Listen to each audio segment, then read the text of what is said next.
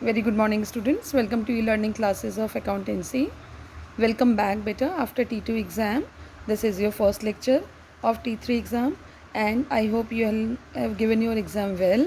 Now, from this lecture, I am going to start your chapter 5 of Part A, Volume 1, that is retirement or death of a partner. In my last lecture, before your T1 exam, I have explained you admission of a partner, its accounting treatment, goodwill, treatment of reserve and surplus, and hidden goodwill topic I have covered in that. Capital adjustment left. Capital adjustment I will explain you afterwards after this chapter of retirement or death of a partner. What is the meaning of retirement, beta? Retirement of a partner means ceasing to a partner of the firm. Means when a partner may retire or there is an agreement of this effect, all partners give consent and it will by giving written notice. ये partners का retirement का आपका procedure है. सी बेटा, जब partner retire होता है तो उसमें एग्रीमेंट होता है इस चीज़ का कि he is retiring from the firm. सारे पार्टनर्स का कंसेंट होता है और वो एक रिटन नोटिस देता है prior to the retirement of from the firm.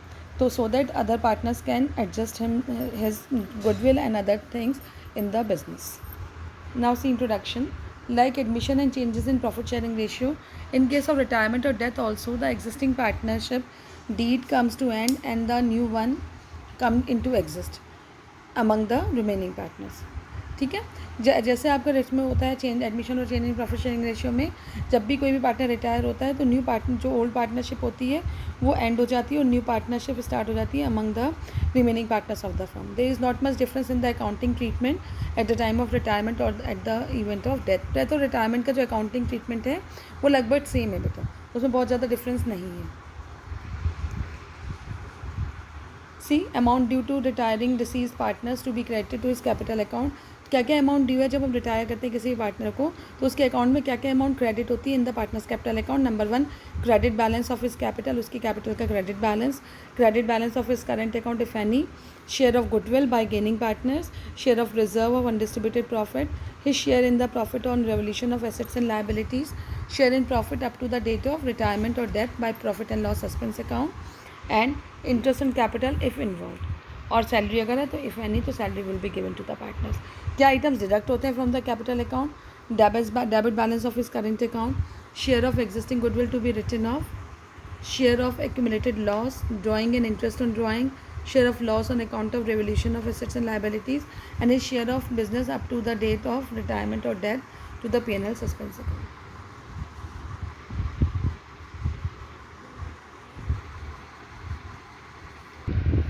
Now see accounting treatment in retirement, calculation of new profit sharing ratio and gaining ratio, treatment of goodwill, evaluation account preparation with adjustment in respect of unrecorded assets and liabilities, that is revaluation account beta. Then distribution of reserve and accumulated profit and losses, ascertainment of share of profit losses till the date of retirement or death, adjustment of capital if required, settlement of the account due to retirement or deceased partner. ये सारे topics बेटा आप पढ़ेंगे इस chapter में. बेटा ये सारे अकाउंट आप अपने चैप्टर में पढ़ेंगे. न्यू चैप्टर जो आपका स्टार्ट होगा एडमिशन ऑफ पार्टनर, इसमें ये सारे ट्रीटमेंट हैं which you have to do in this chapter. Now see बेटा new profit first treatment, that is new profit sharing ratio and gaining ratio. New profit sharing ratio, it is the ratio in which the remaining partner share future profit after retirement और death. ये वो ratio जिसमें remaining partner retirement और death के बाद अपना future profit को share करते हैं, that is called new profit sharing ratio. Then gaining ratio, जब भी कोई भी पार्टनर रिटायर होता है फर्म से तो अदर पार्टनर उसके शेयर को गेन करते हैं. गेन मतलब परचेज़ करते हैं उसके शेयर को, तभी आपके उस पार्टनर का जो है profit sharing ratio, new profit sharing ratio decide होता है. Gaining ratio, it is the ratio in which a continuing partner have acquired the share from the outgoing partner.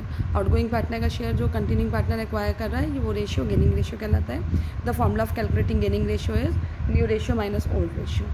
Calculation of the two ratios, किस तरीके से हम gaining ratio को calculate करते हैं. There are different methods और ये situation है जिसमें हम गेनिंग रेशियो को हम कैलकुलेट करते हैं. First, when no information about the new ratio और गेनिंग रेशियो इज गिवन. अगर क्वेश्चन में कोई भी इन्फॉर्मेशन न्यू रेशियो या गेनिंग रेशियो की नहीं गिवन होती है, then in this case it considered that the share of retiring partner is acquired divide the remaining partner in the old ratio. अगर न्यू रेशियो नहीं गिवन होता है किसी भी पार्टनर का और गेनिंग रेशियो नहीं गिवन है तो हम इसमें ये एज्यूम कर लेते हैं जो रिटायरिंग पार्टनर है उसको रिमेनिंग शेयर में ही गेन करेंगे, ठीक है। जो उनका भी रिटायरिंग पार्टनर का जो रिमेनिंग शेयर होगा that will be there gaining ratio. Then no need to calculate the new profit sharing ratio as it will be the same as before. इसलिए new profit sharing ratio calculate नहीं करेंगे, old ratio ही gaining ratio होगा, वो old ratio ही आपका new ratio हो जाएगी। Number 2, gaining ratio is given which is different than the old ratio in this new share of continuing partner is equals to his old share plus gain from outgoing partner, ठीक है। अगर new ratio given होगा question में तो new ratio minus old ratio करके आपका gaining ratio आ जाता है, और जब न्यू रेशियो गिवन होता है क्वेश्चन में तो उसका old share plus gain from outside partner उसको ऐड कर देते हैं। अगर गेनिंग रेशियो गिवन होता है बेटा तो उसका old share plus gaining share को प्लस कर देते हैं तो न्यू रेशियो कैलकुलेट हो जाता है। And third, if the new ratio is given the gaining ratio is equals to new ratio minus old ratio. और अगर ओल्ड रेशियो भी गिवन है और न्यू रेशियो भी गिवन है तो gaining ratio will be old ratio minus new ratio. Is it clear? तो ये फॉर्मूलाज थे बेटा, ये टॉपिक था आपका जो एक्सप्लेन करा मैंने। अब in my next lecture I will explain you some numericals of this topic. Thank you बेटा, have a nice day. Note down all the things in your copy properly. This is the starting of your T3 syllabus. Thank you बेटा, have a nice day.